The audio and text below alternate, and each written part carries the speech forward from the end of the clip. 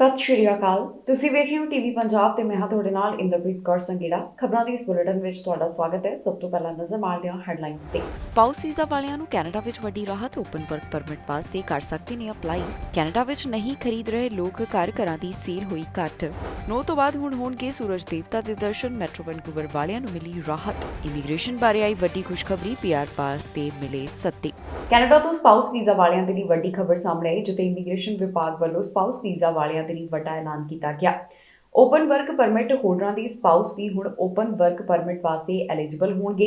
ਇਸ ਤਹਿਤ ਕਿੰਨੀਆਂ ਅਰਜ਼ੀਆਂ ਲਈਆਂ ਜਾਣਗੀਆਂ, ਵਿਭਾਗ ਵੱਲੋਂ ਇਹ ਵੀ ਜਾਣਕਾਰੀ ਸਾਂਝੀ ਕੀਤੀ ਗਈ ਤੇ ਨਾਲ ਹੀ ਇਮੀਗ੍ਰੇਸ਼ਨ ਮੰਤਰੀ ਸ਼ੌਨ ਫਰੇਜ਼ਰ ਵੱਲੋਂ ਦੱਸਿਆ ਗਿਆ ਕਿ ਇਹ ਨਵਾਂ ਐਲਾਨ ਜੋ ਕੀਤਾ ਗਿਆ ਉਹ ਕਦੋਂ ਲਾਗੂ ਹੋਣ ਜਾ ਰਿਹਾ ਹੈ। ਸਪਾਊਸ ਵੀਜ਼ਾ ਵਾਲਿਆਂ ਦੇ ਲਈ ਕੈਨੇਡਾ ਤੋਂ ਇੱਕ ਵੱਡੀ ਰਾਹਤ ਦੀ ਖਬਰ ਸਾਹਮਣੇ ਆਈ ਹੈ, ਜਿੱਥੇ ਸਪਾਊਸ ਵੀ ਹੁਣ ਓਪਨ ਵਰਕ ਪਰਮਿਟ ਵਾਸਤੇ ਅਪਲਾਈ ਕਰ ਸਕਦੇ ਨੇ। ਜੀ ਹਾਂ, ਓਪਨ ਵਰਕ ਪਰਮਿਟ ਹੋਲਡਰਾਂ ਦੀ ਸਪਾਊਸ ਵੀ ਹੁਣ ਓਪਨ ਵਰਕ ਪਰਮਿਟ ਵਾਸਤੇ ਐਲੀਜੀਬਲ ਹੋਣਗੇ। ਇਹ ਵੱਡੀ ਖੁਸ਼ਖਬਰੀ ਇਮੀਗ੍ਰੇਸ਼ਨ ਮੰਤਰੀ ਸ਼ੌਨ ਫਰੇਜ਼ਰ ਵੱਲੋਂ ਸਾਂਝੀ ਕੀਤੀ ਗਈ, ਜਿੱਥੇ ਉਹਨਾਂ ਨੇ ਦੱਸਿਆ ਕਿ immigration, refugees and citizenship Canada ਵੱਲੋਂ ਓਪਨ ਵਰਕ ਪਰਮਿਟ ਦੇ ਵਿੱਚ ਕੁਝ ਬਦਲਾਵ ਕੀਤੇ ਜਾ ਰਹੇ ਹਨ।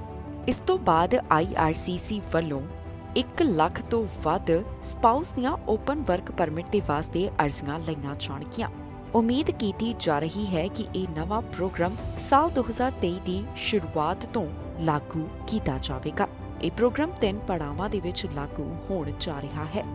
ਪਹਿਲੇ ਪੜਾਅ ਵਿੱਚ ਉਹਨਾਂ ਨੂੰ ਮੌਕਾ ਦਿੱਤਾ ਜਾਵੇਗਾ ਜਿਹੜੇ post graduate work permit holder ਦੇ ਸਪਾਊਸ ਹਨ। ਦੂਸਰਾ ਪੜਾਅ ਹੋਵੇਗਾ ਪ੍ਰੋਵਿੰਸਸ ਅਤੇ ਟੈਰੀਟਰੀਜ਼ ਸਟ੍ਰੀਮ ਦਾ। ਇਹ ਉਹਨਾਂ ਵਾਸਤੇ ਹੋਵੇਗਾ ਜਿਹੜੇ ਲੋਅਰ ਵੇਜ ਵਰਕਰ ਹੋਲਡਰਾਂ ਵਾਸਤੇ ਸਪਾਊਸ ਹੋਣਗੇ। ਇਸ ਤੋਂ ਬਾਅਦ ਤੀਸਰਾ ਪੜਾਅ ਹੋਵੇਗਾ ਫੈਮਿਲੀਜ਼ ਆਫ ਐਗਰੀਕਲਚਰਲ ਵਰਕਰਸ। ਜ਼ਿਕਰਯੋਗ ਹੈ ਕਿ ਕੈਨੇਡਾ ਵੱਲੋਂ ਇਮੀਗ੍ਰੇਸ਼ਨ ਦੀ ਅਹਿਮੀਅਤ ਨੂੰ ਹੋਰ ਵੀ ਜ਼ਿਆਦਾ ਸਮਝਿਆ ਜਾ ਰਿਹਾ ਹੈ। ਉਹਨਾਂ ਵੱਲੋਂ ਇਮੀਗ੍ਰੇਸ਼ਨ ਦੇ ਵਿੱਚ ਕਈ ਵੱਡੇ ਬਦਲਾਵ ਕੀਤੇ ਗਏ ਤੇ ਇਮੀਗ੍ਰੇਸ਼ਨ ਦੇ ਨਵੇਂ ਪ੍ਰੋਗਰਾਮ ਵੀ ਲਿਆਂਦੇ ਗਏ। ਮੌਜੂਦਾ ਸਮੇਂ ਕੈਨੇਡਾ ਵਿੱਚ ਕਾਫੀ ਨੌਕਰੀਆਂ ਖਾਲੀ ਪਈਆਂ ਨੇ। ਅਨਇੰਪਲੋਇਮੈਂਟ ਰੇਟ ਨੂੰ ਧਿਆਨ ਵਿੱਚ ਰੱਖਦਿਆਂ ਵੀ ਇਮੀਗ੍ਰੇਸ਼ਨ ਵਿਭਾਗ ਵੱਲੋਂ ਕਈ ਤਰ੍ਹਾਂ ਦੇ ਕਦਮ ਚੁੱਕੇ ਜਾ ਰਹੇ ਹਨ। ਇਮੀਗ੍ਰੇਸ਼ਨ ਮੰਤਰੀ ਸ਼ੌਨ ਫਰੇਜ਼ਰ ਵੀ ਲਗਾਤਾਰ ਇਸ ਬਾਰੇ ਅਪਡੇਟ ਜਾਰੀ ਕਰ ਰਹੇ ਨੇ। ਹੁਣ ਉਹਨਾਂ ਵੱਲੋਂ ਇਮੀਗ੍ਰੇਸ਼ਨ ਦੇ ਵਿੱਚ ਸੁਧਾਰ ਲਿਆਉਣ ਦੇ ਲਈ ਇੱਕ ਹੋਰ ਵੱਡਾ ਤੇ ਬਿਹਤਰੀਨ ਕਦਮ ਚੁੱਕਿਆ ਗਿਆ, ਜਿਸ ਦੇ ਨਾਲ ਕਈਆਂ ਨੂੰ ਫਾਇਦਾ ਹੋਣ ਵਾਲਾ ਹੈ। ਇਸ ਨਵੇਂ ਐਲਾਨ ਦੇ ਨਾਲ ਉਹਨਾਂ ਨੂੰ ਫਾਇਦਾ ਹੋਵੇਗਾ ਜਿਹੜੇ ਓਪਨ ਵਰਕ ਪਰਮਿਟ ਹੋਲਡਰਾਂ ਦੇ ਸਪਾਊਸ ਕੈਨੇਡਾ ਵਿੱਚ ਆਏ ਹਨ। ਦੱਸਣਯੋਗ ਹੈ ਕਿ ਇਸ ਤੋਂ ਪਹਿਲਾਂ ਵੀ ਇਮੀਗ੍ਰੇਸ਼ਨ ਮੰਤਰੀ ਕਈ ਵੱਡੇ ਐਲਾਨ ਕਰ ਚੁੱਕੇ ਨੇ। ਕੈਨੇਡਾ 'ਚ ਘਰਾਂ ਦੀਆਂ ਕੀਮਤਾਂ ਹੇਠ ਆ ਰਹੀਆਂ ਨੇ, ਪਰ ਖਰੀਦਣ ਵਾਲੇ ਨਹੀਂ ਮਿਲ ਰਹੇ। ਜੀ ਹਾਂ, ਘਰਾਂ ਦੀ ਸੇਲ ਲਗਾਤਾਰ ਘੱਟ ਹੋ ਰਹੀ ਹੈ। ਇਸ ਦੇ ਪਿੱਛੇ ਵੱਡਾ ਕਾਰਨ ਹੈ ਵਿਆਜ ਦਰਾਂ ਦੇ ਵਿੱਚ ਜੋ ਵਾਧਾ ਕੀਤਾ ਗਿਆ। ਵਿਆਜ ਦਰਾਂ ਦੇ ਵਿੱਚ ਜੋ ਵਾਧਾ ਹੋਇਆ, ਉਸ ਦਾ ਸਿੱਧਾ ਅਸਰ ਹਾਊਸਿੰਗ ਮਾਰਕੀਟ ਦੇ ਉੱਪਰ ਦੇਖਣ ਨੂੰ ਮਿਲਿਆ। ਨਵੰਬਰ ਮਹੀਨੇ ਦੇ ਹੁਣ ਅੰਕੜੇ ਕੀ ਦੱਸਦੇ ਨੇ, ਤੁਹਾਨੂੰ ਦੱਸਾਂਗੇ ਇਸ ਖਬਰ ਵਿੱਚ। ਕੈਨੇਡਾ ਵਿੱਚ ਘਰ ਖਰੀਦਣ ਵਾਲਿਆਂ ਦੀ ਰੁਚੀ ਕਾਫੀ ਘਟ ਰਹੀ ਹੈ। ਇੱਕ ਵਾਰ ਫਿਰ ਤੋਂ ਘਰਾਂ ਦੀ ਸੇਲ ਹੇਠਾਂ ਆਈ। ਦਰਅਸਲ ਨਵੰਬਰ ਮਹੀਨੇ ਬਾਰੇ ਕੁਝ ਅੰਕੜੇ ਪੇਸ਼ ਕੀਤੇ ਗਏ, ਜਿਨ੍ਹਾਂ ਤੋਂ ਪਤਾ ਚੱਲਿਆ ਹੈ ਕਿ ਇੱਕ ਵਾਰ ਫਿਰ ਤੋਂ ਮੈਟਰੋ ਵੈਨਕੂਵਰ ਫਰੇਜ਼ਰ ਵੈਲੀ ਦੇ ਵਿੱਚ ਘੱਟ ਘਰ ਵਿਕੇ ਹਨ। ਇਸ ਹੌਲੀਡੇ ਸੀਜ਼ਨ ਦੌਰਾਨ ਵੀ ਹਾਊਸਿੰਗ ਮਾਰਕੀਟ ਠੰਡੀ ਹੀ ਦਿਖਾਈ ਦਿੱਤੀ। Real estate board of greater Vancouver ਵੱਲੋਂ ਜਾਣਕਾਰੀ ਸਾਂਝੀ ਕਰਦਿਆਂ ਦੱਸਿਆ ਗਿਆ ਕਿ ਅਕਤੂਬਰ ਮਹੀਨੇ ਦੀ ਤੁਲਨਾ ਵਿੱਚ ਘਰਾਂ ਦੀ ਸੇਲ 52.9% ਹੇਠਾਂ ਆਈ ਹੈ। ਇਸ ਤੋਂ ਇਲਾਵਾ ਅਕਤੂਬਰ 2022 ਦੇ ਮੁਕਾਬਲੇ ਸੇਲ 15.2% ਹੇਠਾਂ ਦਰਜ ਕੀਤੀ ਗਈ ਹੈ। ਜ਼ਿਕਰਯੋਗ ਹੈ ਕਿ ਕੈਨੇਡਾ ਵਿੱਚ ਘਰਾਂ ਦੀ ਕੀਮਤ ਲਗਾਤਾਰ ਹੇਠਾਂ ਆ ਰਹੀ ਹੈ ਤੇ ਨਾਲ ਹੀ ਘਰਾਂ ਦੀ ਸੇਲ ਵੀ ਘੱਟ ਹੋ ਰਹੀ ਹੈ। ਇਸ ਦੇ ਪਿੱਛੇ ਵੱਡਾ ਕਾਰਨ ਹੈ ਬੈਂਕ ਵੱਲੋਂ ਵਿਆਜ ਦਰਾਂ ਦੇ ਵਿੱਚ ਜੋ ਵਾਧਾ ਕੀਤਾ ਗਿਆ। ਬੈਂਕ ਆਫ ਕੈਨੇਡਾ ਵੱਲੋਂ ਕਈ ਵਾਰ ਵਿਆਜ ਦਰਾਂ ਦੇ ਵਿੱਚ ਵਾਧਾ ਕੀਤਾ ਗਿਆ, ਜਿਸ ਦਾ ਸਿੱਧਾ ਅਸਰ ਹਾਊਸਿੰਗ ਮਾਰਕੀਟ ਦੇ ਉੱਪਰ ਦੇਖਣ ਨੂੰ ਮਿਲਿਆ। ਹਾਊਸਿੰਗ ਮਾਰਕੀਟ ਹੁਣ ਲਗਾਤਾਰ ਠੰਡੀ ਹੀ ਦਿਖਾਈ ਦੇ ਰਹੀ ਹੈ। ਮਹੀਨੇ ਬਾਰੇ ਜੋ ਅੰਕੜੇ ਸਾਂਝੇ ਕੀਤੇ ਜਾਂਦੇ ਨੇ, ਉਹਨਾਂ ਤੋਂ ਪਤਾ ਚੱਲਦਾ ਹੈ ਕਿ ਘਰਾਂ ਦੀ ਸੇਲ ਕਿੰਨੀ ਘਟ ਚੁੱਕੀ ਹੈ। ਬ੍ਰਿਟਿਸ਼ ਕੋਲੰਬੀਆ ਸੂਬੇ ਵੱਲੋਂ ਕੁਝ ਸਮੇਂ ਡਰਾਅ ਦੇ ਉੱਪਰ ਰੋਕ ਲਗਾਈ ਗਈ ਸੀ, ਪਰ ਮੁੜ ਤੋਂ ਉਹਨਾਂ ਵੱਲੋਂ ਡਰਾਅ ਐਲਾਨ ਕੀਤੇ ਗਏ। ਸੂਬੇ ਵੱਲੋਂ PNP ਡਰਾਅ ਕੱਢਿਆ ਗਿਆ, ਜਿੱਥੇ ਕਈ ਉਮੀਦਵਾਰਾਂ ਨੂੰ ਇਨਵੀਟੇਸ਼ਨ ਜਾਰੀ ਕੀਤੇ ਗਏ। ਇਸ ਬਾਰੇ ਹੁਣ ਤੱਕ ਦੀ ਕੀ ਡਿਟੇਲ ਸਾਹਮਣੇ ਆਈ ਹੈ, ਤੁਹਾਨੂੰ ਦੱਸਾਂਗੇ ਇਸ ਖਬਰ ਵਿੱਚ। ਇਮੀਗ੍ਰੇਸ਼ਨ ਦੇ ਨਾਲ ਜੁੜੀ ਹੋਈ ਇੱਕ ਸੂਬੇ ਤੋਂ ਵੱਡੀ ਖਬਰ ਸਾਹਮਣੇ ਆਈ, ਜਿੱਥੇ ਬ੍ਰਿਟਿਸ਼ ਕੋਲੰਬੀਆ ਸੂਬੇ ਵੱਲੋਂ PNP ਡਰਾਅ ਦਾ ਐਲਾਨ ਕੀਤਾ ਗਿਆ। ਇਸ ਤੋਂ ਪਹਿਲਾਂ ਸੂਬੇ ਵੱਲੋਂ PNP ਡਰਾਅ ਨੂੰ ਕੁਝ ਸਮੇਂ ਵਾਸਤੇ ਰੋਕਿਆ ਗਿਆ ਸੀ, ਜਿਸ ਨੂੰ ਮੁੜ ਐਲਾਨ ਕੀਤਾ ਗਿਆ। ਇਹ ਡਰਾਅ 28 ਨਵੰਬਰ ਨੂੰ ਕੱਢਿਆ ਗਿਆ, ਜਿੱਥੇ British Columbia provincial nomination program ਜ਼ਰੀਏ ਕਈ ਉਮੀਦਵਾਰਾਂ ਨੂੰ ਸੱਦੇ ਜਾਰੀ ਕੀਤੇ ਗਏ, ਜੋ ਕਿ ਜਨਰਲ ਅਤੇ ਟਾਰਗੇਟਡ ਡਰਾਅ ਸੀ। ਸੂਬੇ ਵੱਲੋਂ ਤਾਜ਼ਾ ਡਰਾਅ ਦੇ ਵਿੱਚ 253 ਇਨਵੀਟੇਸ਼ਨ ਦਿੱਤੇ ਗਏ। ਇਸ ਤੋਂ ਇਲਾਵਾ ਬ੍ਰਿਟਿਸ਼ ਕੋਲੰਬੀਆ ਸੂਬੇ ਵੱਲੋਂ 28 ਤੋਂ 2 ਦਸੰਬਰ ਤੱਕ ਜਿਹੜੇ ਡਰਾਅ ਕੱਢੇ ਗਏ ਉਹਨਾਂ ਦੇ ਨਤੀਜੇ ਸਾਂਝੇ ਕੀਤੇ ਗਏ ਹਨ। ਕੁੱਲ ਮਿਲਾ ਕੇ ਇਸ ਪ੍ਰੋਵਿੰਸ ਵੱਲੋਂ 300 ITAs ਜਾਰੀ ਕੀਤੇ ਗਏ। ਇਨ੍ਹਾਂ ਡਰਾਅ ਵਿੱਚ ਅਲੱਗ-ਅਲੱਗ ਸਟਰੀਮ ਦੇ ਨਾਲ ਜੁੜੇ ਹੋਏ ਉਮੀਦਵਾਰਾਂ ਨੂੰ ਇਨਵੀਟੇਸ਼ਨ ਮਿਲੇ, ਜੋ ਕਿ ਕੁਝ ਇਸ ਪ੍ਰਕਾਰ ਸਨ: skilled worker EEBC option, international graduate EEBC option ਅਤੇ entry level and semi skilled worker streams. ਇਸ ਤੋਂ ਇਲਾਵਾ ਪ੍ਰੋਵਿੰਸ ਵੱਲੋਂ early childhood educators and assistants, healthcare workers, healthcare assistants, veterinary ਅਤੇ ਐਨੀਮਲ ਹੈਲਥ ਟੈਕਨੋਲੋਜਿਸਟ ਨੂੰ ਵੀ ਇਨਵੀਟੇਸ਼ਨ ਜਾਰੀ ਕੀਤੇ ਗਏ ਹਨ। 28 ਡਰਾਅ ਨੂੰ ਜੋ ਇਨਵੀਟੇਸ਼ਨ ਜਾਰੀ ਕੀਤਾ ਗਿਆ, ਉੱਥੇ skilled worker EEBC option, international graduate EEBC option, entry level semi skilled ਉਮੀਦਵਾਰਾਂ ਨੂੰ 253 ਸੱਦੇ ਮਿਲੇ, ਜਿਸ ਵਾਸਤੇ ਸਕਿੱਲਡ ਵਰਕਰ ਦੀ 105, ਸਕਿੱਲਡ ਵਰਕਰ EEBC ਵਾਸਤੇ 105, international graduate 105, international graduate EEBC 105, entry level ਤੇ ਸੈਮੀ ਸਕਿੱਲਡ ਵਾਸਤੇ 82 ਅੰਕਾਂ ਦੀ ਜ਼ਰੂਰਤ ਰਹੀ। 28 ਨਵੰਬਰ ਨੂੰ ਸਕਿੱਲਡ ਵਰਕਰ ਇੰਟਰਨੈਸ਼ਨਲ ਗ੍ਰੈਜੂਏਟ ਵਾਸਤੇ ਡਰਾਅ ਕੱਢਿਆ ਗਿਆ, ਜਿੱਥੇ 49 ਇਨਵੀਟੇਸ਼ਨ ਮਿਲੇ ਅਤੇ ਘੱਟੋ-ਘੱਟ 60 ਪੁਆਇੰਟਸ ਦੀ ਜ਼ਰੂਰਤ ਸੀ। Skilled worker international graduate entry level ਤੇ ਸੈਮੀ ਸਕਿੱਲਡ ਵਾਸਤੇ 24 ਇਨਵੀਟੇਸ਼ਨ ਜਾਰੀ ਕੀਤੇ ਗਏ ਤੇ ਘੱਟੋ-ਘੱਟ 60 ਅੰਕਾਂ ਦੀ ਜ਼ਰੂਰਤ ਸੀ। ਐਂਟਰੀ ਲੈਵਲ ਸੈਮੀ ਸਕਿੱਲਡ ਦੇ ਵਾਸਤੇ 60 ਅੰਕਾਂ ਦੀ ਜ਼ਰੂਰਤ, ਸਕਿੱਲਡ ਵਰਕਰ ਇੰਟਰਨੈਸ਼ਨਲ ਗ੍ਰੈਜੂਏਟ ਵਾਸਤੇ 60 ਅੰਕਾਂ ਦੀ ਜ਼ਰੂਰਤ ਰਹੀ। ਸਨੋ ਤੋਂ ਬਾਅਦ ਹੁਣ ਇੱਕ ਵਾਰ ਫਿਰ ਤੋਂ ਧੁੱਪ ਦੇਖਣ ਨੂੰ ਮਿਲੇਗੀ। ਜੀ ਹਾਂ, ਮੈਟਰੋ ਵੈਨਕੂਵਰ ਦੇ ਵਿੱਚ ਮੌਸਮ ਸੰਬੰਧੀ ਜੋ ਜਾਣਕਾਰੀ ਸਾਹਮਣੇ ਆਈ, ਉਸ ਤੋਂ ਪਤਾ ਚੱਲਿਆ ਕਿ ਹੁਣ ਇੱਥੇ ਕੁਝ ਦਿਨ ਤੱਕ ਸੂਰਜ ਦਿਖਾਈ ਦੇਵੇਗਾ। ਇਸ ਤੋਂ ਬਾਅਦ ਫਿਰ ਸਨੋ ਪਏਗੀ ਤੇ ਬਾਰਿਸ਼ ਪੈਣ ਦੀ ਵੀ ਸੰਭਾਵਨਾ ਹੈ। ਮੌਸਮ ਵਿਭਾਗ ਵੱਲੋਂ ਜੋ ਜਾਣਕਾਰੀ ਦਿੱਤੀ ਗਈ, ਉੱਥੇ ਪਤਾ ਚੱਲਿਆ ਹੈ ਕਿ ਤਾਪਮਾਨ 4 ਡਿਗਰੀ ਸੈਲਸੀਅਸ ਤੱਕ ਦਰਜ ਕੀਤਾ ਜਾਵੇਗਾ। ਰਾਤ ਵੇਲੇ ਹਲਕੇ ਬੱਦਲ ਦਿਖਾਈ ਦੇਣਗੇ। ਐਤਵਾਰ ਵਾਲੇ ਦਿਨ ਇੱਥੇ ਧੁੱਪ ਦਿਖਾਈ ਦੇਗੀ, ਜਿੱਥੇ ਤਾਪਮਾਨ 2 ਡਿਗਰੀ ਸੈਲਸੀਅਸ ਤੱਕ ਦਰਜ ਕੀਤਾ ਜਾ ਸਕਦਾ ਹੈ। ਇਸ ਤੋਂ ਬਾਅਦ ਰਾਤ ਵੇਲੇ ਮੌਸਮ ਥੋੜਾ ਠੰਡਾ ਹੋਵੇਗਾ, ਜਿੱਥੇ ਤਾਪਮਾਨ -5 ਡਿਗਰੀ ਸੈਲਸੀਅਸ ਤੱਕ ਪਹੁੰਚ ਸਕਦਾ ਹੈ। ਉਸ ਤੋਂ ਬਾਅਦ ਇੱਕ ਵਾਰ ਫਿਰ ਤੋਂ ਬਾਰਿਸ਼ ਪੈਣ ਦੀ ਸੰਭਾਵਨਾ ਹੈ। ਮੰਗਲਵਾਰ ਨੂੰ ਕੁਝ ਥਾਵਾਂ ਤੇ ਸਨੋ ਅਤੇ ਬਰਸਾਤ ਪੈ ਸਕਦੀ ਹੈ ਤੇ ਤਾਪਮਾਨ 2 ਡਿਗਰੀ ਸੈਲਸੀਅਸ ਤੱਕ ਦਰਜ ਕੀਤਾ ਜਾਵੇਗਾ। ਇਸ ਤੋਂ ਬਾਅਦ ਬੁੱਧਵਾਰ ਤੇ ਵੀਰਵਾਰ ਨੂੰ ਵੀ ਬਾਰਿਸ਼ ਪੈਣ ਦੀ ਸੰਭਾਵਨਾ ਜਤਾਈ ਜਾ ਰਹੀ ਹੈ। ਇਸ ਤੋਂ ਇਲਾਵਾ ਇਨਵਾਇਰਨਮੈਂਟ ਕੈਨੇਡਾ ਲਗਾਤਾਰ ਵੈਬਸਾਈਟ ਦੇ ਉੱਪਰ ਵੀ ਜਾਣਕਾਰੀ ਸਾਂਝੀ ਕਰ ਰਿਹਾ ਹੈ। ਪ੍ਰਧਾਨ ਮੰਤਰੀ ਜਸਟਿਨ ਟਰੂਡੋ ਵੱਲੋਂ ਬ੍ਰਿਟਿਸ਼ ਕੋਲੰਬੀਆ ਵਾਸੀਆਂ ਦੇ ਲਈ ਵੱਡਾ ਐਲਾਨ ਕੀਤਾ ਗਿਆ, ਜਿੱਥੇ ਬ੍ਰਿਟਿਸ਼ ਕੋਲੰਬੀਆ ਵਾਸੀਆਂ ਨੂੰ ਰਾਹਤ ਦਿੱਤੀ ਗਈ ਹੈ। ਇਸ ਦੀ ਜਾਣਕਾਰੀ ਉਹਨਾਂ ਵੱਲੋਂ ਖੁਦ ਦੇ ਸੋਸ਼ਲ ਮੀਡੀਆ ਪਲੇਟਫਾਰਮ ਦੇ ਰਾਹੀਂ ਵੀ ਜਨਤਕ ਕੀਤੀ ਗਈ। ਪ੍ਰਧਾਨ ਮੰਤਰੀ ਜਸਟਿਨ ਟਰੂਡੋ ਵੈਨਕੂਵਰ ਦੇ ਵਿੱਚ ਪਹੁੰਚੇ ਤਾਂ ਉਹਨਾਂ ਨੇ ਬ੍ਰਿਟਿਸ਼ ਕੋਲੰਬੀਆ ਵਾਸੀਆਂ ਦੇ ਵਾਸਤੇ ਇੱਕ ਵੱਡਾ ਐਲਾਨ ਕਰ ਦਿੱਤਾ ਗਿਆ। ਇਸ ਐਲਾਨ ਦੇ ਨਾਲ ਬ੍ਰਿਟਿਸ਼ ਕੋਲੰਬੀਆ ਵਾਸੀਆਂ ਨੂੰ ਕਾਫੀ ਫਾਇਦਾ ਹੋਣ ਵਾਲਾ ਹੈ ਤੇ ਉਹਨਾਂ ਦੀ ਜ਼ਿੰਦਗੀ ਕਾਫੀ ਆਸਾਨ ਹੋ ਜਾਵੇਗੀ।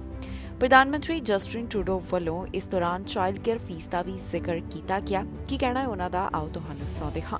Back in July of 2021, BC became the very first signatory to our Canada-wide plan for $10 a day childcare. But as you know, we've since signed agreements with all provinces and territories.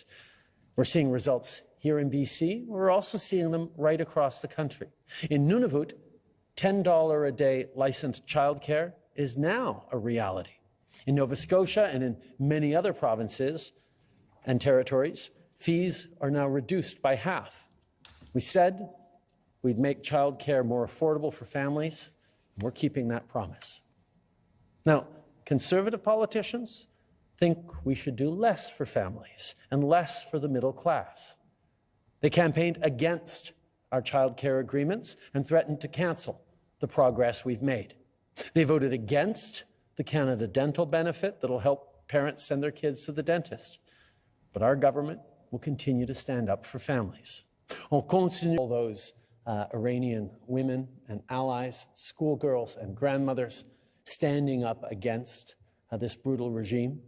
We stand with partners around the world who are pushing back and defending and speaking out for the Iranian people against this terrible government. We have brought in some of the strongest sanctions in the world against the Iranian regime. And we also listed them under some of the strongest provisions available to Canada.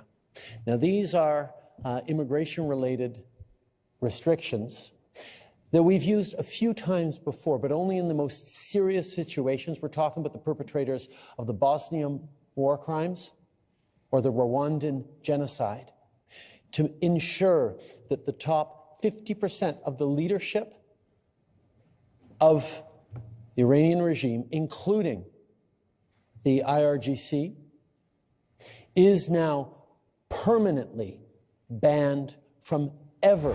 Highway 407 ਦੇ ਉੱਪਰ ਹਾਦਸਾ ਵਾਪਰਿਆ, ਜਿਸ ਤੋਂ ਬਾਅਦ ਪੀੜਤ ਨੂੰ 에ਅਰਲਿਫਟ ਕਰਕੇ ਹਸਪਤਾਲ ਦੇ ਵਿੱਚ ਭਰਤੀ ਕਰਵਾਉਣਾ ਪਿਆ। ਪੁਲਿਸ ਅਧਿਕਾਰੀ ਇਸ ਮਾਮਲੇ ਦੀ ਜਾਂਚ ਕਰ ਰਹੇ ਨੇ, ਪਰ ਅਜੇ ਪੀੜਤ ਦੀ ਪਹਿਚਾਣ ਨਹੀਂ ਦੱਸੀ ਗਈ।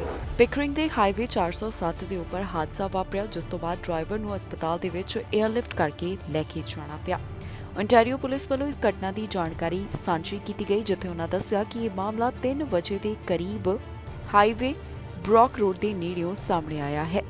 ਮੌਕੇ ਵਾਲੀ ਥਾਂ ਦੇ ਉੱਪਰ ਔਰੇਂਜ ਐਂਬੂਲੈਂਸ ਨੂੰ ਬੁਲਾਇਆ ਗਿਆ, ਜਿਸ ਨੇ ਵਾਹਨ ਦੇ ਡਰਾਈਵਰ ਨੂੰ 에ਅਰਲਿਫਟ ਕਰਕੇ ਹਸਪਤਾਲ ਦੇ ਵਿੱਚ ਭਰਤੀ ਕਰਵਾਇਆ। ਪਤਾ ਚੱਲਿਆ ਹੈ ਕਿ ਡਰਾਈਵਰ ਦੀ ਹਾਲਤ ਗੰਭੀਰ ਬਣੀ ਹੋਈ ਹੈ, ਕਿਉਂਕਿ ਉਸ ਨੂੰ ਕਾਫੀ ਸੱਟਾਂ ਆਈਆਂ। ਅਧਿਕਾਰੀਆਂ ਵੱਲੋਂ ਇਸ ਸਾਰੇ ਮਾਮਲੇ ਦੀ ਜਾਂਚ ਪੜਤਾਲ ਕੀਤੀ ਜਾ ਰਹੀ ਹੈ ਤੇ ਹਾਦਸੇ ਦੇ ਕਾਰਨ ਵੀ ਅਜੇ ਪਤਾ ਲਗਾਏ ਜਾ ਰਹੇ ਹਨ, ਕਿਉਂਕਿ ਪੁਲਿਸ ਅਧਿਕਾਰੀਆਂ ਨੂੰ ਹਾਦਸੇ ਦੇ ਕਾਰਨਾਂ ਦਾ ਪਤਾ ਨਹੀਂ ਲੱਗ ਸਕਿਆ। ਜਿਹੜੀ ਥਾਂ ਦੇ ਉੱਪਰ ਇਹ ਘਟਨਾ ਵਾਪਰੀ, ਉਸ ਨੂੰ ਕੁਝ ਸਮੇਂ ਵਾਸਤੇ ਬੰਦ ਰੱਖਿਆ ਗਿਆ ਤੇ ਬਾਅਦ ਦੇ ਵਿੱਚ ਮੁੜ ਖੋਲ੍ਹ ਦਿੱਤਾ ਗਿਆ। ਹੁਣ ਤੱਕ ਦੀ ਅਪਡੇਟ ਦੇ ਵਿੱਚ ਪੀੜਤ ਵਿਅਕਤੀ ਦੀ ਪਹਿਚਾਣ ਜਨਤਕ ਨਹੀਂ ਕੀਤੀ ਗਈ, ਸਿਰਫ ਇਹੀ ਦੱਸਿਆ ਜਾ ਰਿਹਾ ਕਿ ਉਸ ਨੂੰ ਹਸਪਤਾਲ ਦੇ ਵਿੱਚ ਭਰਤੀ ਕਰਵਾਇਆ ਗਿਆ। ਫਿਲਹਾਲ ਪੁਲਿਸ ਇਸ ਸਾਰੇ ਮਾਮਲੇ ਦੀ ਜਾਂਚ ਪੜਤਾਲ ਕਰ ਰਹੀ ਹੈ, ਜਿਸ ਤੋਂ ਬਾਅਦ ਉਨ੍ਹਾਂ ਵੱਲੋਂ ਬਾਕੀ ਦੀ ਡਿਟੇਲ ਸਾਂਝੀ ਕੀਤੀ ਜਾਵੇਗੀ। ਹੁਣ ਤਾਂ ਮੇਲ ਬਾਕਸ ਵੀ ਸੁਰੱਖਿਅਤ ਨਹੀਂ ਰਹੀ, ਕਿਉਂਕਿ ਮੇਲ ਬਾਕਸ ਵੀ ਚੋਰੀ ਹੋ ਰਹੀ ਹੈ। ਕੈਨੇਡਾ ਤੋਂ ਵੀ ਇਸ ਤਰ੍ਹਾਂ ਦੀ ਜਾਣਕਾਰੀ ਸਾਹਮਣੇ ਆਈ, ਜਿੱਥੇ ਪਤਾ ਚੱਲਿਆ ਕਿ ਹੁਣ ਤੱਕ ਇਸ ਨਾਲ ਜੁੜੀਆਂ ਕਿੰਨੀਆਂ ਚੋਰੀਆਂ ਹੋ ਚੁੱਕੀਆਂ ਨੇ। ਇਸ ਬਾਰੇ ਕੀ ਹੈ ਡਿਟੇਲ, ਤੁਹਾਨੂੰ ਦੱਸਾਂਗੇ ਇਸ ਖਬਰ ਵਿੱਚ। ਕੈਨੇਡਾ 'ਚ ਹੋ ਰਹੀ ਹੈ ਹੁਣ ਨਵੇਂ ਕਿਸਮ ਦੀ ਚੋਰੀ। ਮੇਲ ਬਾਕਸ ਵੀ ਨਹੀਂ ਨੇ ਹੁਣ ਸੁਰੱਖਿਅਤ। ਕੈਨੇਡਾ ਵਿੱਚ ਹੁਣ ਨਵੇਂ ਕਿਸਮ ਦਾ ਫਰੋਡ ਸਾਹਮਣੇ ਆ ਰਿਹਾ, ਜਿੱਥੇ ਅਣਜਾਣ ਵਿਅਕਤੀ ਰੱਖ ਰਹੇ ਨੇ ਲੋਕਾਂ ਦੇ ਮੇਲ ਬਾਕਸਾਂ ਉੱਤੇ ਨਜ਼ਰਾਂ। ਲੰਡਨ, ਓਨਟਾਰੀਓ ਨਵੰਬਰ ਵਿੱਚ ਵਾਪਰੀਆਂ ਕਈ ਘਟਨਾਵਾਂ ਤੋਂ ਬਾਅਦ ਪੁਲਿਸ ਨੇ ਇਲਾਕਾ ਨਿਵਾਸੀਆਂ ਨੂੰ ਉਹਨਾਂ ਦੇ ਮੇਲ ਬਾਕਸਾਂ ਉੱਤੇ ਨਜ਼ਰ ਰੱਖਣ ਲਈ ਕਿਹਾ। ਦਰਅਸਲ ਪੁਲਿਸ ਨੂੰ 9 ਅਤੇ 23 ਨਵੰਬਰ ਦੇ ਵਿਚਕਾਰ ਕਥਿਤ ਤੌਰ ਉੱਤੇ ਪੂਰੇ ਸ਼ਹਿਰ ਵਿੱਚ ਅਨਲੌਕ ਮੇਲ ਬਾਕਸਾਂ ਨਾਲ ਛੇੜਛਾੜ ਕਰਨ ਦੀਆਂ ਕਈ ਸ਼ਿਕਾਇਤਾਂ ਪ੍ਰਾਪਤ ਹੋਈਆਂ ਨੇ। ਜਦੋਂ ਘਰ ਦੇ ਮਾਲਕਾਂ ਨੇ ਉਹਨਾਂ ਨੂੰ ਪੁੱਛਿਆ ਤਾਂ ਸ਼ੱਕੀ ਵਿਅਕਤੀਆਂ ਨੇ ਕਥਿਤ ਤੌਰ ਉੱਤੇ ਉਹਨਾਂ ਨੂੰ ਦੱਸਿਆ ਕਿ ਉਹ ਡਾਕ ਦੇਣ ਆਏ ਨੇ, ਜਦਕਿ ਪੁਲਿਸ ਦਾ ਕਹਿਣਾ ਹੈ ਕਿ ਕੁਝ ਪੀੜਤਾਂ ਨੇ ਉਹਨਾਂ ਨੂੰ ਦੱਸਿਆ ਕਿ ਉਹਨਾਂ ਦੀ ਜਾਣਕਾਰੀ ਜਾਂ ਸਹਿਮਤੀ ਤੋਂ ਬਿਨਾਂ ਉਹਨਾਂ ਦੇ ਨਾਮ ਉੱਤੇ ਖੋਲ੍ਹੇ ਗਏ ਨਵੇਂ ਕ੍ਰੈਡਿਟ ਕਾਰਡ ਅਤੇ ਬੈਂਕ ਖਾਤੇ ਪ੍ਰਾਪਤ ਕੀਤੇ ਗਏ ਨੇ। ਜਾਂਚਕਰਤਾਵਾਂ ਨੇ ਸ਼ੱਕੀ ਵਿਅਕਤੀਆਂ ਵਿੱਚ ਇੱਕ ਦੀਆਂ ਫੋਟੋਆਂ ਹਾਸਲ ਕੀਤੀਆਂ ਨੇ ਅਤੇ ਉਸ ਦੀ ਪਛਾਣ ਕਰਨ ਵਿੱਚ ਲੋਕਾਂ ਦੀ ਮਦਦ ਮੰਗ ਰਹੇ ਨੇ। ਪੁਲਿਸ ਨੇ ਹੁਣ ਲੋਕਾਂ ਨੂੰ ਸਿਫਾਰਿਸ਼ ਕੀਤੀ ਹੈ ਕਿ ਉਹ ਲੋਕ ਹੋਣ ਵਾਲੇ ਮੇਲ ਬਾਕਸ ਯੂਜ਼ ਕਰਨ ਅਤੇ ਜੇਕਰ ਉਹ ਕੋਈ ਸ਼ੱਕੀ ਵਿਅਕਤੀ ਆਪਣੇ ਮੇਲ ਬਾਕਸ ਨਾਲ ਛੇੜਛਾੜ ਕਰਦੇ ਹੋਏ ਕਿਸੇ ਨੂੰ ਦੇਖਦੇ ਨੇ ਤਾਂ ਉਹ ਫਟਾਫਟ ਪੁਲਿਸ ਨੂੰ ਜ਼ਰੂਰ ਸੁਨੇਹਾ ਪਹੁੰਚਾਉਣ। ਕੈਨੇਡਾ ਵਿੱਚ 2009 ਵਰਗੇ ਹਾਲਾਤ ਬਣਦੇ ਹੋਏ ਦਿਖਾਈ ਦੇ ਰਹੇ ਨੇ, ਜਿੱਥੇ ਫਲੂ ਦੇ ਮਾਮਲੇ ਵੱਧ ਹੀ ਜਾ ਰਹੇ ਨੇ। ਜੋ ਫਲੂ ਦੇ ਕੇਸਿਸ ਵੱਧ ਰਹੇ ਨੇ ਤੇ ਕੀ ਸਥਿਤੀ ਬਣੀ ਹੋਈ ਹੈ, ਉਸ ਦੀ ਜਾਣਕਾਰੀ ਤੁਹਾਨੂੰ ਦੇਵਾਂਗੇ ਇਸ ਖਬਰ ਵਿੱਚ। ਕੈਨੇਡਾ 'ਚ ਬਣੇ 2009 ਵਰਗੇ ਹਾਲਾਤ H1N1 ਦੇ ਸਮੇਂ ਆਏ ਸਨ ਫਲੂ ਦੇ ਇੰਨੇ ਮਰੀਜ਼। ਅਲਬਰਟਾ ਇਸ ਵਕਤ ਸਭ ਤੋਂ ਭੈੜੇ ਫਲੂ ਸੀਜ਼ਨ ਦਾ ਸਾਹਮਣਾ ਕਰ ਰਿਹਾ ਹੈ। ਬਿਮਾਰੀ ਦੇ ਮਾਮਲੇ 'ਚ ਅਲਬਰਟਾ ਇਸ ਵਕਤ ਦੇਸ਼ ਦਾ ਸਭ ਤੋਂ ਵੱਧ ਮੁਸ਼ਕਿਲ ਪ੍ਰਭਾਵਿਤ ਖੇਤਰ ਹੈ। ਇੱਥੇ ਇਨਫਲੂਐਂਜ਼ਾ ਦੇ ਕੇਸ ਜਲਦੀ ਵੱਧ ਰਹੇ ਨੇ। ਕੈਲਗਰੀ ਯੂਨੀਵਰਸਿਟੀ ਦੇ ਮਾਈਕਰੋਬਾਇਓਲੋਜੀ, ਇਮਿਊਨੋਲੋਜੀ ਅਤੇ ਛੂਤ ਦੀਆਂ ਬਿਮਾਰੀਆਂ ਦੇ ਵਿਭਾਗ ਦੇ ਐਸੋਸੀਏਟ ਪ੍ਰੋਫੈਸਰ ਕ੍ਰੈਗ ਜੈਨੀ ਨੇ ਕਿਹਾ ਕਿ ਇਸ ਸਮੇਂ ਸੰਖਿਆ ਉਸ ਸੰਖਿਆ ਦੇ ਨੇੜੇ ਪਹੁੰਚ ਚੁੱਕੀ ਹੈ ਜੋ ਅਸੀਂ 2009 ਵਿੱਚ ਵੇਖੀ ਸੀ, ਜਦੋਂ H1N1 ਵਾਇਰਸ ਸ਼ੁਰੂ ਹੋਇਆ ਸੀ। ਕੈਨੇਡਾ ਦੀ ਫਲੂ ਵਾਚ ਦੀ ਪਬਲਿਕ ਹੈਲਥ ਏਜੰਸੀ ਦੀ ਰਿਪੋਰਟ ਦੇ ਅਨੁਸਾਰ ਅਲਬਰਟਾ ਵਿੱਚ ਦੇਸ਼ ਦੇ ਮੁਕਾਬਲੇ ਸਭ ਤੋਂ ਵੱਧ ਫੈਲੀ ਇਨਫਲੂਐਂਜ਼ਾ ਗਤੀਵਿਧੀ ਹੈ। ਇਸ ਦੇ ਨਾਲ ਹੀ ਇੱਕ ਤਿਮਾਹੀ ਤੋਂ ਵੀ ਘੱਟ ਸਿਰਫ 22.5% ਅਲਬਰਟਾ ਨਿਵਾਸੀਆਂ ਨੇ ਆਪਣੇ ਫਲੂ ਦੇ ਟੀਕੇ ਪ੍ਰਾਪਤ ਕੀਤੇ ਨੇ।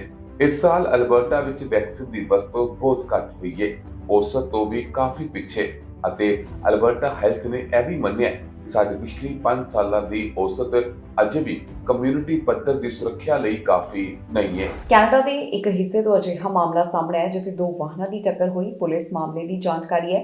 ਹੁਣ ਤੱਕ ਦੀ ਅਪਡੇਟ ਦੇ ਵਿੱਚ ਉਹਨਾਂ ਵੱਲੋਂ ਕਿਹੜੀਆਂ ਗੱਲਾਂ ਦੀ ਸਾਂਝ ਪਾਈ ਗਈ, ਤੁਹਾਨੂੰ ਦੱਸਾਂਗੇ ਇਸ ਖਬਰ ਵਿੱਚ। ਖਬਰ ਡੌਰਮ ਰੀਜਨ ਤੋਂ ਸਾਹਮਣੇ ਆਈ, ਜਿੱਥੇ 2 ਵਾਹਨ ਹਾਦਸੇ ਦਾ ਸ਼ਿਕਾਰ ਹੋਏ ਨੇ। ਇਸ ਮਾਮਲੇ ਸੰਬੰਧੀ ਵਿਅਕਤੀ ਗੰਭੀਰ ਜ਼ਖਮੀ ਹੋ ਗਿਆ, ਜਿਸ ਨੂੰ ਹਸਪਤਾਲ ਵਿੱਚ ਭਰਤੀ ਕਰਵਾਇਆ ਗਿਆ। ਪੁਲਿਸ ਅਧਿਕਾਰੀਆਂ ਦਾ ਕਹਿਣਾ ਹੈ ਕਿ ਇਹ ਘਟਨਾ 6:45 ਦੇ ਕਰੀਬ ਐਨਰਜੀ ਡਰਾਈਵ ਅਤੇ ਵੋਮੈਨ ਵਿਲੇ ਐਵੀਨਿਊ ਦੇ ਨੇੜੇ ਵਾਪਰੀ ਹੈ, ਜਿੱਥੇ ਦੁਹਰਮ ਰੀਜਨਲ ਪੁਲਿਸ ਅਧਿਕਾਰੀਆਂ ਨੂੰ ਪਤਾ ਚੱਲਿਆ ਕਿ ਦੋ ਵਾਹਨਾਂ ਦੀ ਆਪਸ ਵਿੱਚ ਟੱਕਰ ਹੋਈ। ਇਸ ਦੌਰਾਨ ਪਿਕਅਪ ਟਰੱਕ ਨੂੰ ਚਲਾਉਣ ਵਾਲਾ ਡਰਾਈਵਰ ਜ਼ਖਮੀ ਹੋ ਗਿਆ, ਜਿਸ ਨੂੰ ਟਰਾਮਾ ਸੈਂਟਰ ਭਰਤੀ ਕਰਵਾਇਆ ਗਿਆ। ਇਸ ਡਰਾਈਵਰ ਦੀ ਉਮਰ 67 ਸਾਲ ਦੇ ਕਰੀਬ ਦੱਸੀ ਜਾ ਰਹੀ ਹੈ। ਇਸ ਤੋਂ ਇਲਾਵਾ ਅਜੇ ਤੱਕ ਪੀੜਤ ਦੀ ਪਹਿਚਾਣ ਜਨਤਕ ਨਹੀਂ ਕੀਤੀ ਗਈ। ਪੁਲਿਸ ਅਧਿਕਾਰੀਆਂ ਵੱਲੋਂ ਮੌਕੇ ਵਾਲੀ ਥਾਂ ਨੂੰ ਕੁਝ ਦੇਰ ਲਈ ਬੰਦ ਕੀਤਾ ਗਿਆ, ਪਰ ਬਾਅਦ ਵਿੱਚ ਇਸ ਨੂੰ ਮੁੜ ਖੋਲ੍ਹ ਦਿੱਤਾ ਗਿਆ। ਹੁਣ ਪੁਲਿਸ ਅਧਿਕਾਰੀ ਸਾਰੇ ਮਾਮਲੇ ਦੀ ਜਾਂਚ ਪੜਤਾਲ ਕਰ ਰਹੇ ਹਨ, ਜਿਸ ਤੋਂ ਬਾਅਦ ਬਾਕੀ ਦੀ ਜਾਣਕਾਰੀ ਦਿੱਤੀ ਜਾਵੇਗੀ। ਇੱਕ ਅਪੀਲ ਉਹਨਾਂ ਵੱਲੋਂ ਕੀਤੀ ਗਈ, ਜਿਸ ਵਿੱਚ ਕਿਹਾ ਗਿਆ ਕਿ ਜੇਕਰ ਕਿਸੇ ਨੂੰ ਇਸ ਘਟਨਾ ਦੇ ਬਾਰੇ ਕੋਈ ਜਾਣਕਾਰੀ ਹੋਵੇ ਤਾਂ ਉਹ 9055791520 ਅਤੇ ਕ੍ਰਾਈਮ ਸਟਾਪਰਸ ਨਾਲ 1800222847 ਦੇ ਉੱਪਰ ਕਾਲ ਕਰਕੇ ਜਾਣਕਾਰੀ ਸਾਂਝੀ ਕਰ ਸਕਦਾ ਹੈ। ਫਿਲਹਾਲ ਇਸ ਸਾਰੇ ਮਾਮਲੇ ਦੀ ਜਾਂਚ ਪੜਤਾਲ ਜਾਰੀ ਹੈ। ਅਮਰੀਕਾ ਦੇ ਇੱਕ ਹਿੱਸੇ ਤੋਂ ਅਜਿਹਾ ਮਾਮਲਾ ਸਾਹਮਣੇ ਆਇਆ ਜਿੱਥੇ 7 ਸਾਲ ਦੀ ਬੱਚੀ ਨੂੰ ਅਗਵਾ ਕੀਤਾ ਗਿਆ ਤੇ ਬਾਅਦ ਵਿੱਚ ਉਸ ਦਾ ਕਤਲ ਵੀ ਕਰ ਦਿੱਤਾ ਗਿਆ। ਪੁਲਿਸ ਅਧਿਕਾਰੀਆਂ ਵੱਲੋਂ ਡਰਾਈਵਰ ਖਿਲਾਫ ਕਾਰਵਾਈ ਕੀਤੀ ਗਈ ਤੇ ਉਸ ਨੂੰ ਹਿਰਾਸਤ ਦੇ ਵਿੱਚ ਲਿਆ ਗਿਆ। ਬੁੱਧਵਾਰ ਨੂੰ ਲਾਪਤਾ ਹੋਈ ਸੀ 7 ਸਾਲ ਦੀ ਬੱਚੀ। ਅਗਵਾ ਅਤੇ ਹੱਤਿਆ ਦੇ ਮਾਮਲੇ 'ਚ ਫੈਡੈਕਸ ਡਰਾਈਵਰ ਹੋਇਆ ਗਿਰਫਤਾਰ। ਫੈਡੈਕਸ ਲਈ ਕੰਮ ਕਰ ਰਹੇ ਇੱਕ ਡਰਾਈਵਰ ਨੂੰ ਸ਼ੁੱਕਰਵਾਰ ਨੂੰ ਇੱਕ 7 ਸਾਲ ਦੀ ਕੁੜੀ ਨੂੰ ਅਗਵਾ ਕਰਨ ਅਤੇ ਕਤਲ ਕਰਨ ਦੇ ਦੋਸ਼ ਵਿੱਚ ਗ੍ਰਿਫਤਾਰ ਕੀਤਾ ਗਿਆ, ਜੋ ਇਸ ਹਫ਼ਤੇ ਦੇ ਸ਼ੁਰੂ ਵਿੱਚ ਟੈਕਸਾਸ ਵਿੱਚ ਆਪਣੇ ਘਰ ਦੇ ਡਰਾਈਵੇ ਤੋਂ ਗਾਇਬ ਹੋ ਗਈ ਸੀ। ਐਥੀਨਾ ਸਟ੍ਰੈਂਡ ਦੀ ਲਾਸ਼ ਸ਼ੁੱਕਰਵਾਰ ਸ਼ਾਮ ਨੂੰ ਬਰਾਮਦ ਕੀਤੀ ਗਈ ਹੈ। ਵਾਈਸ ਕਾਉਂਟੀ ਸ਼ੈਰਿਫ ਲੇਨ ਅਕਿਨ ਨੇ ਸ਼ੁੱਕਰਵਾਰ ਨੂੰ ਕਿਹਾ ਕਿ ਇਹ ਜਾਣ ਕੇ ਸਾਡੇ ਦਿਲਾਂ ਨੂੰ ਦੁੱਖ ਹੋਇਆ ਕਿ ਬੱਚੀ ਦੀ ਮੌਤ ਹੋ ਗਈ। ਉਹਨਾਂ ਕਿਹਾ ਕਿ ਸਭ ਤੋਂ ਮੁਸ਼ਕਿਲ ਜਾਂਚਾਂ ਵਿੱਚੋਂ ਇੱਕ ਹੈ ਜਿਸ ਵਿੱਚ ਉਹ ਸ਼ਾਮਲ ਹੋਏ ਨੇ, ਕਿਉਂਕਿ ਇਸ ਵਿੱਚ ਇੱਕ ਬੱਚੇ ਦੀ ਗੱਲ ਹੈ ਤੇ ਜਦੋਂ ਵੀ ਕੋਈ ਬੱਚਾ ਮਰਦਾ ਹੈ ਤੇ ਸਾਡੇ ਦਿਲ ਨੂੰ ਧੱਕਾ ਲੱਗਦਾ ਹੈ। 31 ਸਾਲਾ ਐਨਰ ਲਿਨ ਹੋਰਨਰ ਨੂੰ ਕਤਲ ਅਤੇ ਅਗਵਾ ਕਰਨ ਦੇ ਗੰਭੀਰ ਦੋਸ਼ਾਂ ਵਿੱਚ ਵਾਈਸ ਕਾਉਂਟੀ ਜੇਲ੍ਹ ਵਿੱਚ ਰੱਖਿਆ ਗਿਆ। ਹੋਰਨਰ ਫੈਡੈਕਸ ਲਈ ਇੱਕ ਕੰਟਰੈਕਟ ਡਰਾਈਵਰ ਵਜੋਂ ਕੰਮ ਕਰ ਰਿਹਾ ਸੀ ਅਤੇ ਕਥਿਤ ਤੌਰ ਤੇ ਅਥੀਨਾ ਦੇ ਘਰ ਉਸ ਦਿਨ ਡਿਲੀਵਰੀ ਕਰਨ ਗਿਆ ਹੋਇਆ ਸੀ। ਇਸ ਤੋਂ ਪਹਿਲਾਂ ਸ਼ੁੱਕਰਵਾਰ ਪੁਲਿਸ ਦਾ ਕਹਿਣਾ ਹੈ ਕਿ ਉਹਨਾਂ ਨੂੰ ਇੱਕ ਟਿਪ ਮਿਲੀ, ਜਿਸ ਨੇ ਜਾਂਚਕਰਤਾਵਾਂ ਨੂੰ ਇਹ ਪਤਾ ਲਗਾਉਣ ਵਿੱਚ ਮਦਦ ਕੀਤੀ ਕਿ ਹੋਰਨਰ ਨੇ ਬੱਚੇ ਨੂੰ ਉਸਦੇ ਡਰਾਈਵੇ ਤੋਂ ਅਗਵਾ ਕੀਤਾ ਸੀ। ਫਿਲਹਾਲ ਬੱਚੀ ਦੀ ਮੌਤ ਦੇ ਕਾਰਨਾਂ ਦੀ ਜਾਂਚ ਜਾਰੀ ਹੈ ਅਤੇ ਉਸ ਦੀ ਲਾਸ਼ ਨੂੰ ਸ਼ੁੱਕਰਵਾਰ ਨੂੰ ਮੈਡੀਕਲ ਜਾਂਚਕਰਤਾ ਦੇ ਦਫ਼ਤਰ ਵਿੱਚ ਭੇਜ ਦਿੱਤਾ ਗਿਆ ਹੈ। ਫੀਫਾ ਵਰਲਡ ਕੱਪ ਚੋਂ ਅਮਰੀਕਾ ਬਾਹਰ ਹੋ ਚੁੱਕਿਆ। ਨੀਦਰਲੈਂਡ ਵੱਲੋਂ ਅਮਰੀਕਾ ਨੂੰ ਮਾਤ ਦਿੱਤੀ ਗਈ। ਨੀਦਰਲੈਂਡ ਵੱਲੋਂ ਅਮਰੀਕਾ ਨੂੰ 3-1 ਨਾਲ ਹਰਾਇਆ ਗਿਆ।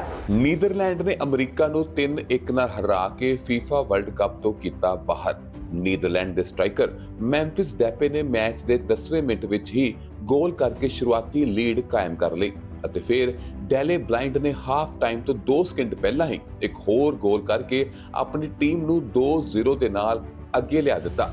ਅਮਰੀਕੀਆਂ ਨੂੰ ਉਮੀਦ ਦੀ ਇੱਕ ਛੋਟੀ ਜਿਹੀ ਕਿਰਨ ਉਦੋਂ ਦਿਖਾਈ ਦਿੱਤੀ ਜਦੋਂ ਉਹਨਾਂ ਨੇ 76ਵੇਂ ਮਿੰਟ ਵਿੱਚ ਇੱਕ ਗੋਲ ਕੀਤਾ ਤੇ ਸਕੋਰ 2-1 ਦਾ ਕਰ ਲਿਆ, ਪਰ ਨੀਦਰਲੈਂਡ ਦੀ ਟੀਮ ਨੇ ਬਹੁਤੀ ਦੇਰ ਅਮਰੀਕੀ ਟੀਮ ਨੂੰ ਖੁਸ਼ ਨਾ ਰਹਿਣ ਦਿੱਤਾ ਅਤੇ ਨਾਲ ਹੀ ਕੁਝ ਮਿੰਟਾਂ ਬਾਅਦ ਇੱਕ ਹੋਰ ਗੋਲ ਕਰਕੇ ਮੁਕਾਬਲਾ ਇੱਕ ਤਰਫਾ ਕਰ ਲਿਆ, ਜਿਸ ਤੋਂ ਬਾਅਦ ਨੀਦਰਲੈਂਡ ਨੇ 3-1 ਨਾਲ ਜਿੱਤ ਪ੍ਰਾਪਤ ਕਰਦੇ ਹੋਏ ਅਮਰੀਕਾ ਨੂੰ ਇਸ ਵਰਲਡ ਕੱਪ ਤੋਂ ਬਾਹਰ ਕਰ ਦਿੱਤਾ।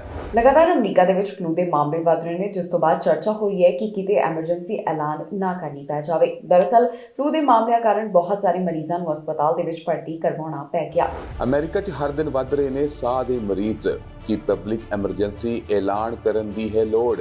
US centre for disease control and prevention ਦੁਆਰਾ ਸ਼ੁੱਕਰਵਾਰ ਨੂੰ ਅਪਡੇਟ ਕੀਤੇ ਗਏ ਆંકੜਿਆਂ ਅਨੁਸਾਰ ਅਮਰੀਕਾ 'ਚ ਲਗਭਗ 20,000 ਲੋਕਾਂ ਨੂੰ ਪਿਛਲੇ ਹਫ਼ਤੇ ਫਲੂ ਦੇ ਹਸਪਤਾਲ ਵਿੱਚ ਦਾਖਲ ਕਰਵਾਇਆ ਗਿਆ ਸੀ, ਜੋ ਕਿ ਇੱਕ ਹਫ਼ਤੇ ਪਹਿਲਾਂ ਦੇ ਦਾਖਲਿਆਂ ਦੀ ਗਿਣਤੀ ਨਾਲੋਂ ਲਗਭਗ ਦੋਗੁਣਾ ਹੈ। ਸੈਂਟਰ ਫॉर ਡਿਜ਼ੀਜ਼ ਕੰਟਰੋਲ ਦਾ ਅੰਦਾਜ਼ਾ ਹੈ ਕਿ ਇਸ ਸੀਜ਼ਨ ਵਿੱਚ ਇਨਫਲੂਐਂਜ਼ਾ ਨਾਲ ਘੱਟੋ-ਘੱਟ 8.7 ਮਿਲੀਅਨ ਲੋਕ ਬਿਮਾਰ, 78,000 ਲੋਕ ਹਸਪਤਾਲ ਵਿੱਚ ਭਰਤੀ ਅਤੇ 4500 ਲੋਕਾਂ ਦੀ ਜਾਨ ਜਾ ਚੁੱਕੀ ਹੈ। ਪਿਛਲੇ ਮਹੀਨੇ ਬੱਚਿਆਂ ਦੇ ਸਿਹਤ ਮੰਤਰੀ ਨੇ ਬੱਚਿਆਂ ਦੀ ਮਾਨਸਿਕ ਸਿਹਤ ਐਮਰਜੈਂਸੀ ਦੇ ਨਾਲ-ਨਾਲ ਬੱਚਿਆਂ ਦੀਆਂ ਸਾਹ ਦੀਆਂ ਬਿਮਾਰੀਆਂ ਦੇ ਚਿੰਤਾਜਨਕ ਵਾਧੇ, ਜਿਸ ਵਿੱਚ ਸਾਹ ਸੰਬੰਧੀ ਵਾਇਰਸ RSV ਅਤੇ ਇਨਫਲੂਐਂਜ਼ਾ ਵੀ ਸ਼ਾਮਲ ਨੇ, ਦੇ ਵਿਚਕਾਰ ਹਸਪਤਾਲਾਂ ਅਤੇ ਲੋਕਾਂ ਦਾ ਸਮਰਥਨ ਕਰਨ ਦੇ ਲਈ ਫੈਡਰਲ ਸਰਕਾਰ ਤੋਂ ਇੱਕ ਰਸਮੀ ਐਮਰਜੈਂਸੀ ਘੋਸ਼ਣਾ ਦੀ ਮੰਗ ਕੀਤੀ ਹੈ।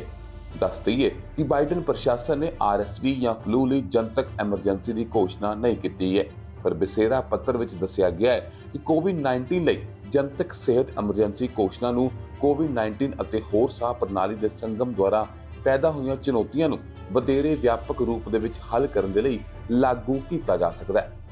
ਅਮਰੀਕਾ ਵੱਲੋਂ ਭਾਰਤੀਆਂ ਨੂੰ ਜਲਦ ਵੀਜ਼ਾ ਦਿੱਤਾ ਜਾਵੇਗਾ। ਪ੍ਰੋਸੈਸਿੰਗ ਸਮਾਂ ਘੱਟ ਕਰਨ ਵਾਸਤੇ ਕਈ ਤਰ੍ਹਾਂ ਦੇ ਕਦਮ ਚੁੱਕੇ ਜਾ ਰਹੇ ਨੇ। ਭਾਰਤ ਤੋਂ ਜਿਨ੍ਹਾਂ ਨੇ ਅਮਰੀਕਾ ਦਾ ਸਫ਼ਰ ਕਰਨਾ ਹੈ ਉਹਨਾਂ ਨੂੰ ਅਪਾਇੰਟਮੈਂਟ ਵਾਸਤੇ ਲੰਬਾ ਇੰਤਜ਼ਾਰ ਕਰਨਾ ਪੈ ਰਿਹਾ, ਜਿਸ ਤੋਂ ਬਾਅਦ ਅਮਰੀਕੀ ਅਧਿਕਾਰੀਆਂ ਦਾ ਕਹਿਣਾ ਹੈ ਕਿ ਉਹਨਾਂ ਵੱਲੋਂ ਇਸ ਮੁਸ਼ਕਿਲ ਨੂੰ ਹੱਲ ਕੀਤਾ ਜਾਵੇਗਾ। ਜਿਹੜੇ ਭਾਰਤੀ ਅਮਰੀਕਾ ਦੇ ਵੀਜ਼ੇ ਦਾ ਇੰਤਜ਼ਾਰ ਕਰ ਰਹੇ ਨੇ ਉਹਨਾਂ ਵਾਸਤੇ ਇੱਕ ਖਾਸ ਖਬਰ ਸਾਹਮਣੇ ਆਈ ਹੈ, ਜਿੱਥੇ ਪਤਾ ਚੱਲਿਆ ਕਿ ਇਹਨਾਂ ਭਾਰਤੀਆਂ ਨੂੰ ਅਮਰੀਕਾ ਦਾ ਵੀਜ਼ਾ ਹਾਸਲ ਕਰਨ ਵਾਸਤੇ ਹੋਰ ਕਿੰਨਾ ਇੰਤਜ਼ਾਰ ਕਰਨਾ ਪਵੇਗਾ। ਦੱਸੀਏ ਕਿ ਕਈ ਭਾਰਤ ਤੋਂ ਅਮਰੀਕਾ ਦਾ ਸਫ਼ਰ ਕਰਨ ਵਾਲੇ ਦੱਸ ਰਹੇ ਨੇ ਕਿ ਉਹਨਾਂ ਨੂੰ ਅਪਾਇੰਟਮੈਂਟ ਵਾਸਤੇ ਕਿੰਨਾ ਲੰਬਾ ਇੰਤਜ਼ਾਰ ਕਰਨਾ ਪੈ ਰਿਹਾ ਹੈ। ਇਸ ਤੋਂ ਪਹਿਲਾਂ ਖਬਰ ਸਾਹਮਣੇ ਆਈ ਸੀ ਕਿ ਜਲਦ ਇਸ ਦਾ ਹੱਲ ਕੱਢ ਲਿਆ ਜਾਵੇਗਾ। ਹੁਣ ਅਮਰੀਕਾ ਵੱਲੋਂ ਕੁਝ ਅਜਿਹੇ ਕਦਮ ਚੁੱਕੇ ਜਾ ਰਹੇ ਨੇ ਤਾਂ ਕਿ ਜੋ ਅਪਾਇੰਟਮੈਂਟ ਵਾਸਤੇ ਸਮਾਂ ਲੱਗਦਾ ਹੈ ਉਸ ਨੂੰ ਘੱਟ ਕੀਤਾ ਜਾ ਸਕੇ। ਇਸ ਸੰਬੰਧੀ ਕਈ ਤਰ੍ਹਾਂ ਦੇ ਉਪਰਾਲੇ ਕੀਤੇ ਜਾ ਰਹੇ ਹਨ। ਦੱਸਣਯੋਗ ਹੈ ਕਿ ਭਾਰਤ ਦੇ ਵਿੱਚ ਪਹਿਲੀ ਵਾਰੀ ਵੀਜ਼ਾ ਬਿਨੇਕਾਰਾਂ ਵਾਸਤੇ ਲੰਬੇ ਇੰਤਜ਼ਾਰ ਦੀ ਮਿਆਦ ਬਾਰੇ ਚਿੰਤਾ ਵੱਧ ਰਹੀ ਹੈ। ਖਾਸ ਤੌਰ ਦੇ ਉੱਪਰ V1 ਅਤੇ V2 ਕੈਟਾਗਰੀ ਦੇ ਅਧੀਨ ਅਰਜ਼ੀਆਂ ਦੇਣ ਵਾਲਿਆਂ ਨੂੰ ਚਿੰਤਾ ਹੋ ਰਹੀ ਹੈ। ਅਮਰੀਕਾ ਦੇ ਅਧਿਕਾਰੀਆਂ ਦਾ ਕਹਿਣਾ ਹੈ ਕਿ ਵੀਜ਼ੇ ਵਾਸਤੇ ਲੰਬੇ ਇੰਤਜ਼ਾਰ ਦੀ ਸਮੱਸਿਆ ਕੋਰੋਨਾ ਵਾਇਰਸ ਪੈਂਡੇਮਿਕ ਕਾਰਨ ਸ਼ੁਰੂ ਹੋਈ। ਉਨ੍ਹਾਂ ਕਿਹਾ ਕਿ ਭਾਰਤ ਦੇ ਵਿੱਚ ਸਥਿਤੀ ਖਾਸ ਤੌਰ ਦੇ ਉੱਪਰ ਖਰਾਬ ਹੈ ਕਿਉਂਕਿ ਵੀਜ਼ੇ ਦੀ ਵੀ ਮੰਗ ਬਹੁਤ ਜ਼ਿਆਦਾ ਹੈ। ਭਾਰਤ ਵਿੱਚ ਪਹਿਲੀ ਵਾਰ V1 V2 ਵੀਜ਼ਾ ਬਿਨੇਕਾਰਾਂ ਵਾਸਤੇ ਉਡੀਕ ਦੀ ਮਿਆਦ 3 ਸਾਲਾਂ ਦੇ ਨੇੜੇ ਹੈ। ਇਸ ਤੋਂ ਇਲਾਵਾ ਅਧਿਕਾਰੀਆਂ ਦਾ ਕਹਿਣਾ ਹੈ ਕਿ ਅਸੀਂ ਜਾਣਦੇ ਹਾਂ ਕਿ ਇਸ ਸਮੇਂ ਬਹੁਤ ਮੁਸ਼ਕਿਲ ਸਥਿਤੀ ਬਣੀ ਹੋਈ ਹੈ ਤੇ ਸਾਨੂੰ ਅਜੇ ਸੰਯਮ ਬਣਾਉਣ ਦੀ ਜ਼ਰੂਰਤ ਹੈ। ਅਮਰੀਕਾ ਵਾਲੀ ਪਾਸਿਓਂ ਲਗਾਤਾਰ ਅਪਡੇਟ ਜਾਰੀ ਕਰਦਿਆਂ ਦੱਸਿਆ ਜਾ ਰਿਹਾ ਹੈ ਕਿ ਅਲੱਗ-ਅਲੱਗ ਥਾਂ ਤੋਂ ਅਪਾਇੰਟਮੈਂਟ ਵਾਸਤੇ ਕਿੰਨਾ ਇੰਤਜ਼ਾਰ ਕਰਨਾ ਪਵੇਗਾ। ਪਿਛਲੇ ਦਿਨੀ ਜੋ ਜਾਣਕਾਰੀ ਸਾਹਮਣੇ ਆਈ ਉਸ ਮੁਤਾਬਕ ਵਿਜ਼ਿਟਰ ਵੀਜ਼ਾ ਦੇ ਉੱਪਰ ਜਾਣ ਵਾਲਿਆਂ ਨੂੰ 1000 ਦਿਨਾਂ ਵਾਸਤੇ ਅਪਾਇੰਟਮੈਂਟ ਦਾ ਇੰਤਜ਼ਾਰ ਕਰਨਾ ਪੈ ਰਿਹਾ ਹੈ। ਇਸ ਤੋਂ ਇਲਾਵਾ ਭਾਰਤੀ ਵਿਦਿਆਰਥੀਆਂ ਦਾ ਵੀ ਲਗਾਤਾਰ ਜ਼ਿਕਰ ਹੋ ਰਿਹਾ ਹੈ, ਜਿੱਥੇ ਦੱਸਿਆ ਗਿਆ ਕਿ ਇਸ ਸਾਲ 82,000 ਦੇ ਕਰੀਬ ਭਾਰਤੀ ਵਿਦਿਆਰਥੀਆਂ ਨੂੰ ਵੀਜ਼ੇ ਜਾਰੀ ਕੀਤੇ ਗਏ ਨੇ। ਅਮਰੀਕਾ ਵਿੱਚ ਇਸ ਸਮੇਂ ਮੌਂਕੀਪੌਕਸ ਵਾਇਰਸ ਦੀ ਕੀ ਸਥਿਤੀ ਬਣੀ ਹੋਈ ਹੈ, ਇਸ ਬਾਰੇ ਰਿਪੋਰਟ ਸਾਹਮਣੇ ਆਈ, ਜਿੱਥੇ ਦੱਸਿਆ ਗਿਆ ਕਿ ਅਲੱਗ-ਅਲੱਗ ਸੂਬਿਆਂ ਵਿੱਚ ਇਸ ਸਮੇਂ ਕਿਸ ਤਰ੍ਹਾਂ ਦੇ ਹਾਲਾਤ ਬਣੇ ਹੋਏ ਹਨ। ਅਮਰੀਕਾ ਵਿੱਚ ਇਸ ਸਮੇਂ ਮੌਂਕੀਪੌਕਸ ਵਾਇਰਸ ਦੀ ਕੀ ਸਥਿਤੀ ਬਣੀ ਹੋਈ ਹੈ, ਇਸ ਬਾਰੇ ਤਾਜ਼ਾ ਜਾਣਕਾਰੀ ਸਾਹਮਣੇ ਆਈ। ਪਹਿਲਾਂ ਦੇ ਮੁਕਾਬਲੇ ਮੌਂਕੀਪੌਕਸ ਵਾਇਰਸ ਦੇ ਮਾਮਲੇ ਕਾਫੀ ਹੱਦ ਤੱਕ ਘੱਟ ਦਰਜ ਕੀਤੇ ਜਾ ਰਹੇ ਨੇ। ਹੁਣ ਵੱਖ-ਵੱਖ ਸਟੇਟਸ ਬਾਰੇ ਅਪਡੇਟ ਜਾਰੀ ਕਰਦਿਆਂ ਦੱਸਿਆ ਗਿਆ ਕਿ ਹੁਣ ਤੱਕ ਕਿੰਨੇ ਇਹਨਾਂ ਸੂਬਿਆਂ ਵਿੱਚ ਕੁੱਲ ਮੌਂਕੀਪੌਕਸ ਦੇ ਮਾਮਲੇ ਸਾਹਮਣੇ ਆ ਚੁੱਕੇ ਨੇ।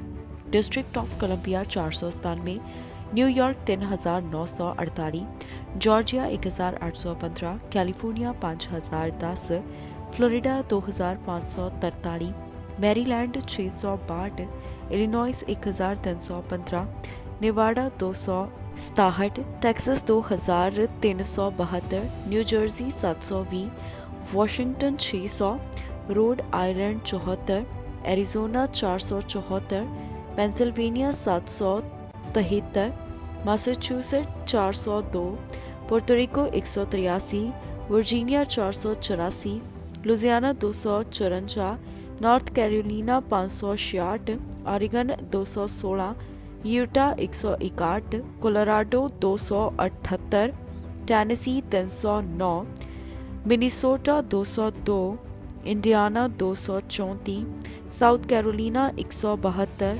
मिसिसिपी 87, मिशिगन 266, अलाबामा 130, हायो 281, हवाई 34, new Hampshire 30, new Mexico 42, अरकानसास 59, Nebraska 30, Wisconsin 76, Kentucky 56, Oklahoma 43, north Dakota 6, Wyoming 4, Alaska 5, West Virginia 12, Montana 6, Kansas 14, वेरमोंट 3, south Dakota ਤੋਂ 2 ਮੌਂਕੀਪੌਕਸ ਵਾਇਰਸ ਦੇ ਹੁਣ ਤੱਕ ਮਾਮਲੇ ਦਰਜ ਕੀਤੇ ਜਾ ਰਹੇ ਨੇ। ਇਸ ਬਾਰੇ ਸੀਡੀਸੀ ਵੱਲੋਂ ਸਾਰੀ ਅਪਡੇਟ ਜਾਰੀ ਕੀਤੀ ਗਈ ਹੈ। ਇਸ ਦੇ ਨਾਲ ਹੀ ਜਾਂਦੇ ਇੱਕ ਵਾਰ ਫਿਰ ਤੋਂ ਨਜ਼ਰ ਮਾਰਦੇ ਹਾਂ ਹੈਡਲਾਈਨਸ ਤੇ। ਸਪਾਊਸ ਵੀਜ਼ਾ ਵਾਲਿਆਂ ਨੂੰ ਕੈਨੇਡਾ ਵਿੱਚ ਵੱਡੀ ਰਾਹਤ, ਓਪਨ ਵਰਕ ਪਰਮਿਟ ਵਾਸਤੇ ਕਰ ਸਕਦੇ ਨੇ ਅਪਲਾਈ। ਕੈਨੇਡਾ ਵਿੱਚ ਨਹੀਂ ਖਰੀਦ ਰਹੇ ਲੋਕ ਘਰਾਂ ਦੀ ਸੇਲ ਹੋਈ ਘੱਟ। ਸਨੋ ਤੋਂ ਬਾਅਦ ਹੁਣ ਹੋਣਗੇ ਸੂਰਜ ਦੇਵਤਾ ਦੇ ਦਰਸ਼ਨ, ਮੈਟਰੋ ਵੈਨਕੂਵਰ ਵਾਲਿਆਂ ਨੂੰ ਮਿਲੀ ਰਾਹਤ। ਇਮੀਗ੍ਰੇਸ਼ਨ ਬਾਰੇ ਆਈ ਵੱਡੀ ਖੁਸ਼ਖਬਰੀ, ਪੀਆਰ ਪਾਸ ਤੇ ਮਿਲੇ ਸੱਦੇ। ਖਬਰਾਂ ਦੇ ਇਸ ਬੁਲੇਟਿਨ ਵਿੱਚ ਇੰਨਾ ਹੀ। ਫਿਲਹਾਲ ਮੈਨੂੰ ਇੰਦਰਪ੍ਰੀਤ ਕੌਰ ਸੰਗੇੜਾ ਨੂੰ ਦਿਓ ਇਜਾਜ਼ਤ ਤੇ ਤੁਸੀਂ ਵੇਖਦੇ ਰਹੋ ਟੀਵੀ ਪੰਜਾਬ।